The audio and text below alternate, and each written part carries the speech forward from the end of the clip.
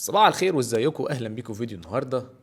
بما ان الفيديو الاخير اللي عملته عن جيف نيبرد وان هو ازاي بعد 15 سنه تمرين طبيعي زاد كيلو واحد بس عضلات، وقلتوا لي ستايل الفيديوهات ده عجبكم، فالنهارده هنعمل نفس الستايل عن اندرو تيت، وهيبقى شائك اكتر شويه علشان اندرو اصلا من الناس اللي هي شائكه ودايما تحس عليه اراء متعارضه، خصوصا من الرجاله ومن الستات، يعني دايما الاراء ضد بعض. فده اول حاجه. I just want to say something more faithful. Listen, I have nothing against you. I appreciate the video. Yeah. I understand that you're an expert in the field. I am not. But I'm certainly an expert in my own life. And I'm telling you, I ain't taking nothing. Now, if anybody doubts me... That's my issue with Tate. He's just a fake natty guy who lies about steroids. Is Andrew Tate natty or is he not? Is Andrew Tate on steroids or not? This is why Andrew Tate is on steroids. Is Tate guilty? Is Tate not? Tate's like, you can give me a drug test. I will take a drug test and I will get $50,000 from the grave of our father that he's never taken a steroid. They look at me without a shirt on. They're like, wow, you're big. What do you take? You really? I will offer here right now, we're going to do a $50,000 bet. We'll put the money in escrow in Bitcoin, $50,000 each. And I will do any test you name with any doctor.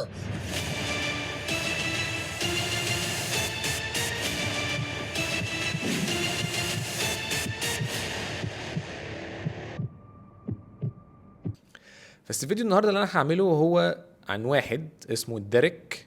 اوكي، عنده تشانل على يوتيوب اسمها مور بليتس مور ديتس، فهو مشهور بديريك مور بليتس مور ديتس. اوكي، عامل فيديو عن اندرو تيت، فانا عامل الفيديو عن ديريك، فده عامل زي انسبشن، غسيل اموال في عالم الفيتنس كده. ده ديريك مور بليتس مور ديتس، يوتيوبر امريكاني عنده 2 مليون سبسكرايبر، بس هو ماشي في سكة الاسترويدز اكتر، وكلامه كله تحاليل وريسيرش وكده. هوت الناس بتعتبره زي authority في عالم الاسترويدز في عالم الفتنس، وهو وصل لمرحلة ان هو عنده بودكاستات كبيرة جدا. بالظبط.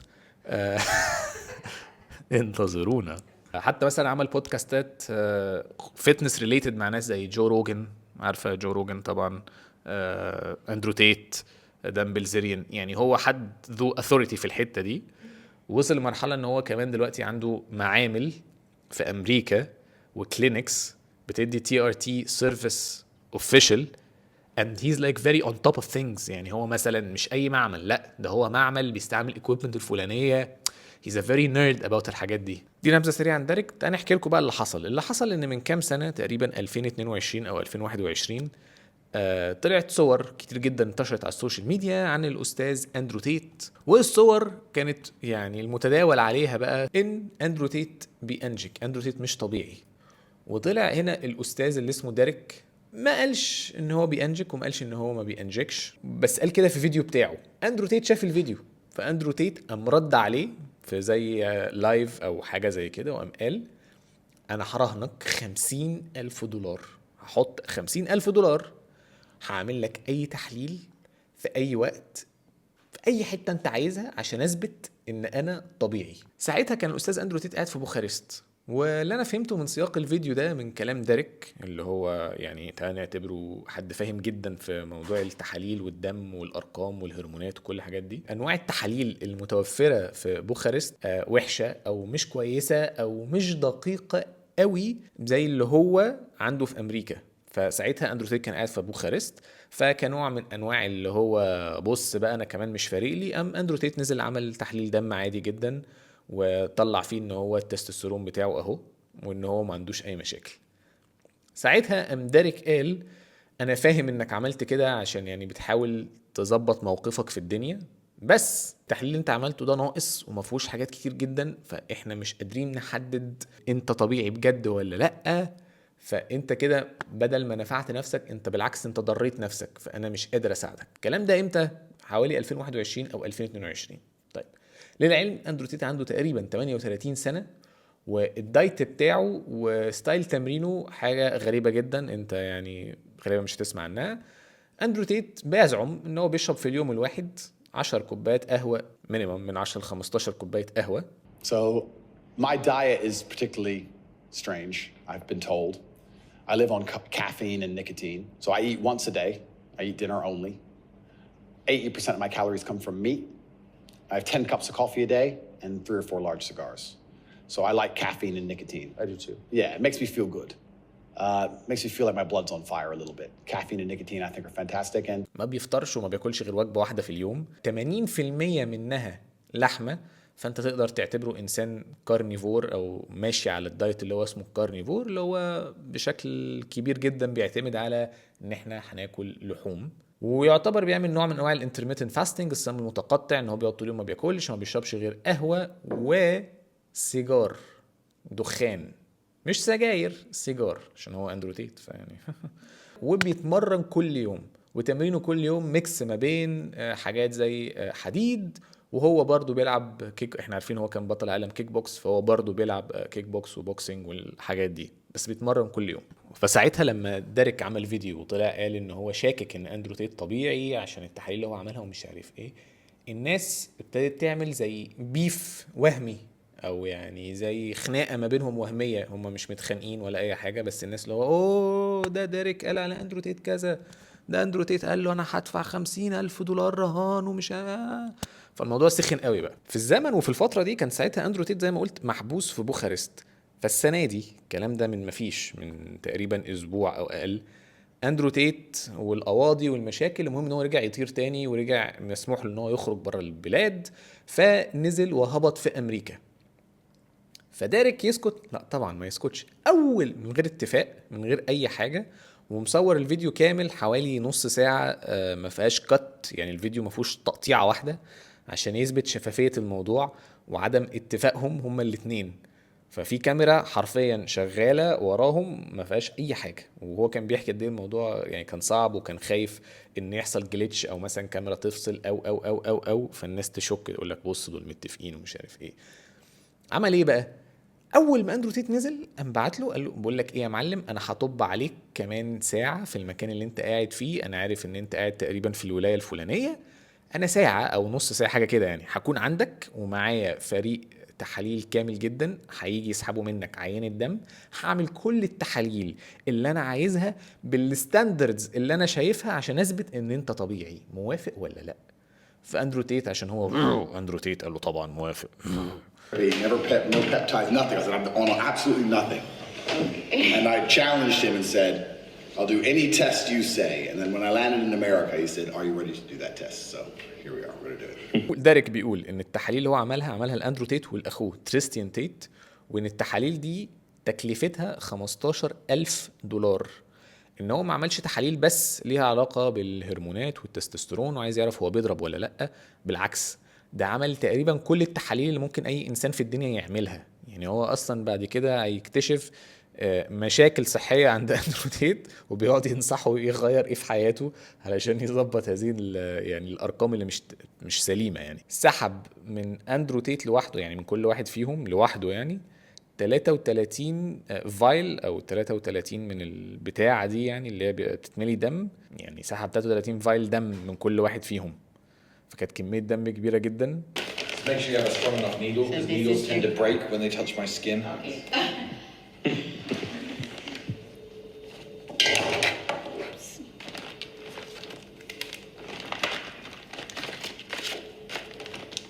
So I just check your order prior to coming here, and then I get all the tubes ready. So okay? Wait, we're taking all of this? Yes. I don't have any blood left. ماشي. وهنا طبعا يعني بيوريك بقى ازاي رياكشن الاخين وهم بيسحبوا منهم عينه الدم، وطبعا عشان هم تيت فطبعا كان في السف والهزار اللي هم بيسفوه. فواحد قال لها خلي بالك انت محتاجه ابره مش عارف عامله ازاي، علشان لو ضربتي الابره في دراعي الابره ممكن تتني ومش هتعرفي تسحبي عينه الدم. ها ها ها. فالتاني برضو كان بيقول ايه كميه الدم اللي ديريك عايزها دي، هو عايز دم التوب جي علشان يحطه في جسمه، فهو كمان يبقى توب جي عشان هو شاف الفكرة العبقرية دي في فيلم قبل كده، فأكيد مش كل ده تحاليل دم، حاجات كده يعني. وهنا برضو اكتشفنا ان اندرو تيت زميل عنده وراثة كوليسترول عالي والضغط عالي، فالست وهي بتسحب منه عينة الدم حتى بتقول له انت سامع يعني ازاي وانا بسحب عينة الدم بيعمل صوت سبراي كده خبط في زي الانبوبة او في الفايل الصغير. فهو طبعا على موقفه بيقول لك دي حاجة كويسة، اندرو تيت غول كانتين. Do you hear that spraying? My heart works. Blood pressure. Spraying. Yeah, I've got high blood pressure. I've always had super high blood pressure, but I see it as a good thing.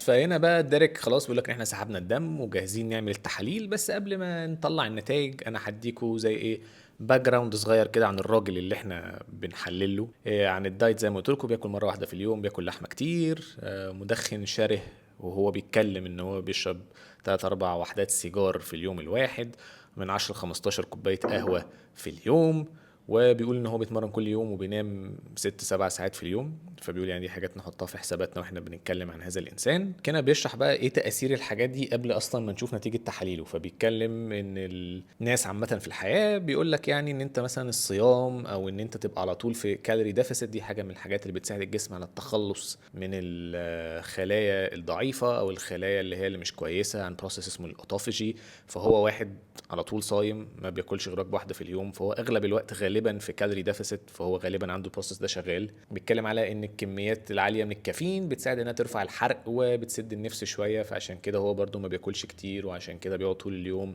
صايم.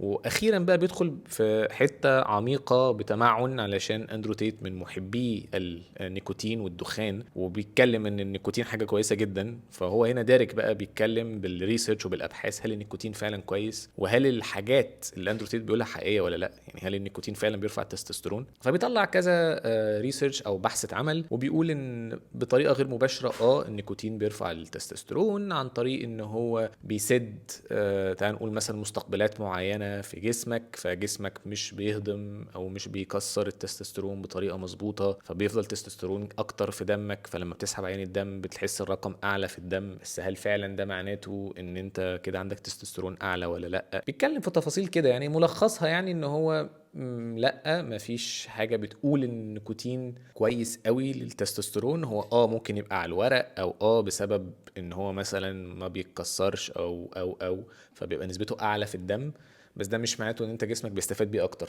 بس هو هنا بيوريك ان هم ازاي علاقتهم ببعض وهم عاملين زي العيال. هم فعلا عاملين زي العيال، عشان اندرو الست اضطرت تسحب 33 فايل دم من عرقين مختلفين، انما تريستيان عرفت تسحبهم من عرق واحد بس.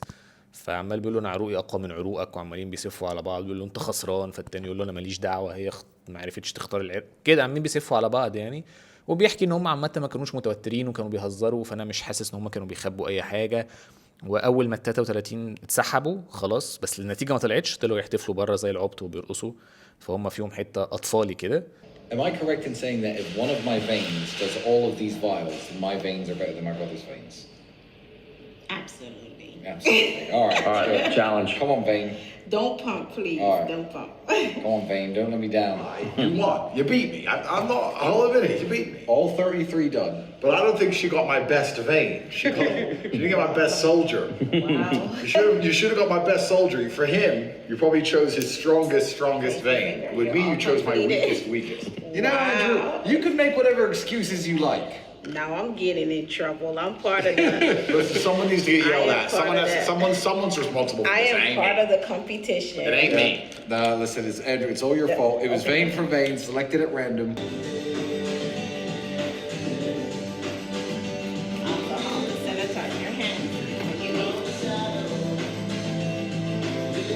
وكفايه بقى عشان الفيديو هو اللي عامله الصراحه 2.25 ساعة، فتعالوا ندخل على النتيجه على طول بقى نشوف اندرو تيت طبيعي ولا لا. واخيرا بعد ساعه من الفيديو نتيجه التحاليل ظهرت، وهو هنا بيوريك كل التحاليل اللي هو عملها. فهو بدأ بيقول ان هو حلل حاجات زي فيتامين اي، فيتامين اي، الحاجات دي عنده عاديه. حلل عنده الكوليسترول، لا الكوليسترول عنده عالي شويه، والكوليسترول في منه برضو تحليل اللي هو ال HDL وال LDL اللي هو كوليسترول كويس، كوليسترول الوحش لا ال LDL عنده عالي. فهو بيقول ده جزء منه وراثة، وأبوه توفى صغير في السن أو أبوه توفى بدري بسبب مشاكل في القلب، فواضح ان دي وراثة. هو ممكن يظبط الحاجات دي.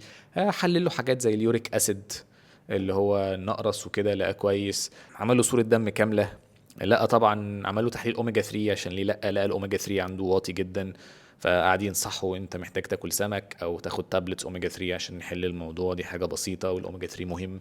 وبرضه حلل له حاجات زي الغده اللي هي الثايرويد، وشاف نتيجه تحليل زي التي 3 والتي 4.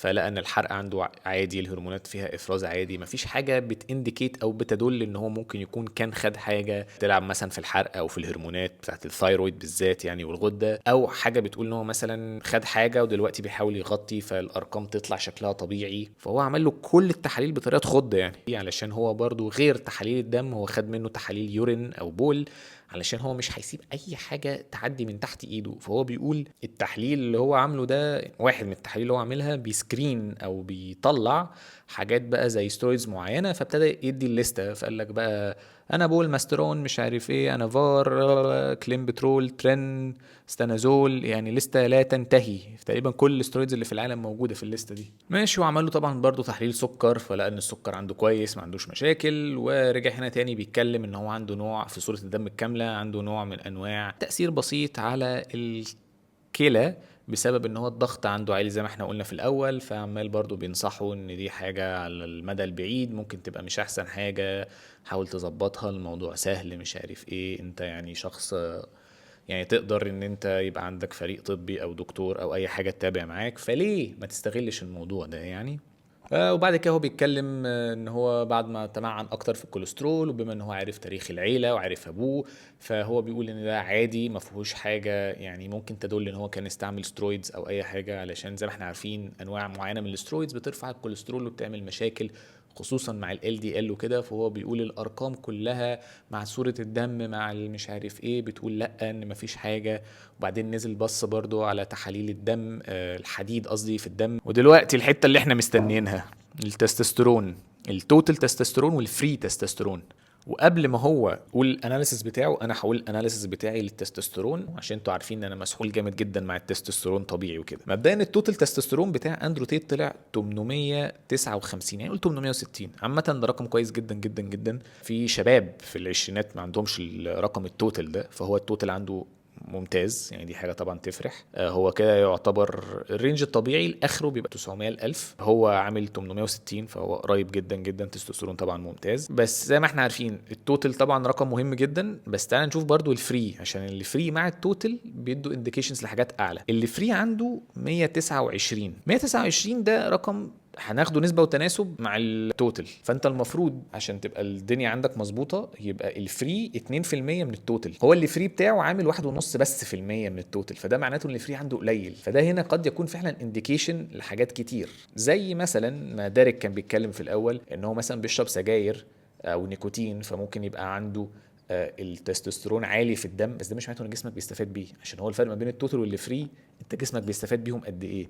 فهو عنده اللي فري يعتبر قليل فعلا كنسبه للتوتال بتاعه، مش اللي هو واطي قوي قصدي لدرجه ان هو عنده مشاكل او خطر او اكتئاب. بس اللي عايز اقوله ان الرقم لوحده مش انديكيشن لحاجه، ان انت انسان مثلا يبقى عندك التوتال وحش جدا بص على اللي فري، عشان خلي بالك في ناس بيبقى عندها جينات ان المستقبلات بتاعتها سنسيتيف قوي، فهو مش محتاج توتال عالي. يعني ممكن تلاقي التوتال عنده مثلا 400 او 300 كمان، في ناس بيبقى في 300 و400 ده التوتال اللي هو يعتبر رقم واطي جدا، بس تلاقي اللي فري عنده الناحيه التانية اكتر من 2% بكتير، 2 وشويه. فهو جسمه بيعرف بس من 300 او 400 توتال تستوستيرون يستغله كويس جدا. انما هنا اندرو تيت مثلا جسمه مش عارف يستغله، فعمال بيفرز اكتر، فطلع من 400 500 800، ما هو بيحاول يعوض بقى، فعمال بيفرز تستوستيرون كتير عشان جسمه ياخد اللي فري. بس يعني انا شايف دي ارقام طبيعيه جدا، وارقام بالعكس كويسه لما تحط في حساباتك ان هو راجل عنده تقريبا داخل على 40 38 سنه، داخل على 40، عايش على السجاير وعلى النيكوتين، شعره وقع من كتر التفكير، على طول بيتخانق، ما بينامش. لا انا شايف دي ارقام تعتبر كويسه جدا بالنسبه لللايف ستايل اللي هو عايشه يعني. For adult males 1.5 to 3.2. So this is indicative of what we're going to see, I guess, later in this test is a high or a borderline high SHBG level, which is inconsistent with his previous test results back in 2020 where he had a, you know, fucking 1.75x the top of the reference range free T. Here we can see his free T is 129 picograms per milliliter, which is about middle of the road. You know, you could even argue a little bit lowish, given he has an 859 total T, it is a bit low. So his 1.5% free T is like, typically you want to see like 2 to 3% free T. ماشي. فديريك هنا بيقول كلام زي اللي انا بقوله، بيقول فعلا التوتال عنده كويس في الرينج الطبيعي، مفيش حاجه بتقول ان هو انسان على يعني دلوقتي في لحظه التحليل ان هو بياخد اي حاجه. وبعدين نزل بص على الفري زي ما انا قلت، وقال فعلا ان الفري يعتبر عنده مش واقع اللي هو في حاجه خطر، بس الفري بتاعه يعتبر واطي بالنسبه لحد التستوستيرون بتاعه 800. بس هو بقى تعمق اكتر، قال بسبب ان في هرمون تاني برضو اسمه الاس اتش جي بي، يعني من غير بس ما ندخل في تكنيكالز كتير، بيقول ملخص الحوار يعني ان هو بسبب الدايت بتاعه كاربز قليله، فبالتالي انسولين قليل، طبيعي يبقى الاس اتش جي بي عنده عالي، التوتال بتاعك بيقل، ده طبيعي، ده بسبب الدايت بتاعه. فدي حاجه هو كان متوقعها، متوقع التوتال يبقى هو عنده عالي واللي فري هو اللي واطي. اي حد بقى بياخد سترويدز او خد سترويدز او اي حاجه من كل الكلام ده، بتبقى الدنيا عنده بالعكس، بيبقى الاس اتش جي بي بتاعه ده في الارض، فبالتالي حتى اللي فري بتاعه بيعلى جدا جدا جدا، عشان كده جسمه بيستغله جدا جدا جدا، عشان كده بيكبر جدا جدا. فهو ما دام اللي فري عنده قليل قوي كده، هو بيقول يعني ان احنا كده ايه انديكيشن ان هو ما خدش اي حاجه والدنيا ماشيه معاه تمام يعني، وان هو لسه لما تظهر نتيجه الاس اتش جي بي في الورق التحاليل ده كله، ده هيثبت نظريته. هو لحد دلوقتي ده كلام بناء على الرقمين دول بس. فهو هنا عمال بيتكلم بيدي نصايح الناس عامه على التستوستيرون الطبيعي وعلاقه الارقام ببعض وكل الكلام ده، فانا مش هدخل في الحته دي علشان ده فيديو تاني انا كنت هعمله بعدين، وانا شخصيا عمال بقالي دلوقتي شهور داخل على سنه مسحول في القصه دي، وكل شويه بنزل احلل وعمال بجرب سبلمنتس واكل ونوم بتراك كل حاجه والنوم ومش عارف ايه. فيعني في فيديو جاي قريب للتستوستيرون الطبيعي، بس مش ده توبيك النهارده. فتعالوا نكمل بقى نشوف نتيجه التحاليل ايه تاني. دلوقتي داخل على التحليل اللي بعديه حاجه اسمها ADMA، وعمال بيتكلم ADMA عنده يعتبر عالي شويه، وده انديكيشن بسبب برضو الكوليسترول والال دي ال، وده قد يكون انديكيشن على المدى البعيد برضو المشاكل القلب ومش عارف ايه وكل الحاجات الحلوه دي. فتاني بيرجع ينصحه، بيتكلم على اللايف ستايل تشينجز وعلى الاكل اللي هو بياكله، يعني ان هو ممكن يغير شويه حاجات فالدنيا تظبط معاه اكتر. بعد كده دخل على فيتامين بي 12، والبي 12 لقاه عنده تمام، فما فيش اي حاجه هنتكلم عليها هنا. الفوليت او الفوليك اسيد لقاه عنده برضو تمام، ما فيش مشاكل. هنا دخلنا على الاف اس اتش والال اتش اللي هو اللوتينايزنج هرمون، ودي برضو تحاليل بتتعمل برضو مع الاس اتش جي بي والفري تستوستيرون والتستوستيرون عشان تبص يبقى عندك صوره كامله على الموضوع ماشي ازاي. فهو هنا بيقول الارقام عنده في الرينج في النص، الدنيا عاديه، الارقام دي طبيعي في الرجاله انها بتزيد مع تقدم العمر، هو الارقام عنده وسطيه فما فيش مشاكل. وبرضو هو بيقول الى حد دلوقتي كل الارقام كصوره عامه من التحاليل اوفرول مفيش اي انديكيشن ان الانسان ده خد حاجه او بياخد اي حاجه دلوقتي. بعدين هندخل على الهيموجلومين، وبيطلع عنده الهيموجلومين عالي شويه. تاني بيقعد ينصحه علشان هو عمال بينصحه طول الفيديو غير حاجات كتير عامله له مشاكل. وبعدين برضو بيكمل كلامه هنا، بيقول ارقام ما فيهاش اي حاجه بتدل على اي حاجه، وعمال بيحسب هو النسبه والتناسب ما بين الارقام اللي هو شايفها والتوتال بتاعه، وان الدنيا ماشيه. ودخل بقى في قصه بقى ان مش تستوستيرون بس او مش سترويدز بس، ده ممكن يكون واخد سيرم، ده ممكن يكون واخد حاجه بتحفز مش عارف ايه سارمز بقى. كل ده بيقول ان هو الى دلوقتي ما فيش حاجه بتدل على اي حاجه في الدنيا. شو بقى كده بندخل على حاجات زي الكورتيزول، بيلاقي الكورتيزول عنده في الرينج الطبيعي. بيحلل حاجه زي البرولاكتين، ده برضو هرمون من الهرمونات بتبقى عنده واطيه شويه. وبندخل على الاي جي اف 1، بيلاقيه في الرينج الطبيعي، ده من مشتقات الجي اتش. وبيدخل على الريفرس تي 3 برضو من الثايرويدز. فيتامين دي واطي، مش اوطى حاجه يعني في اخر الرينج الطبيعي بس شغال ما يقولش لا.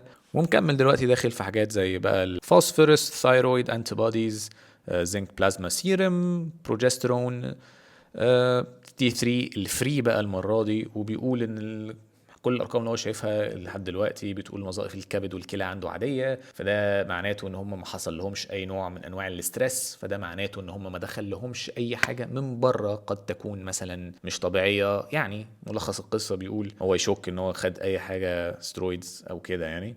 هو هنا بيقول يعني لحد دلوقتي اللي هو شايفه من ارقام هذا الانسان ان هو انسان ميتابوليكلي هيلثي، يعني هو ميتابوليزم او الحرق او البودي كومبوزيشن بتاعه كويس، بس هو شخص ما بينامش، عنده ستريس على طول عالي بسبب يعني الكورتيزول والارقام دي عنده عاليه جدا.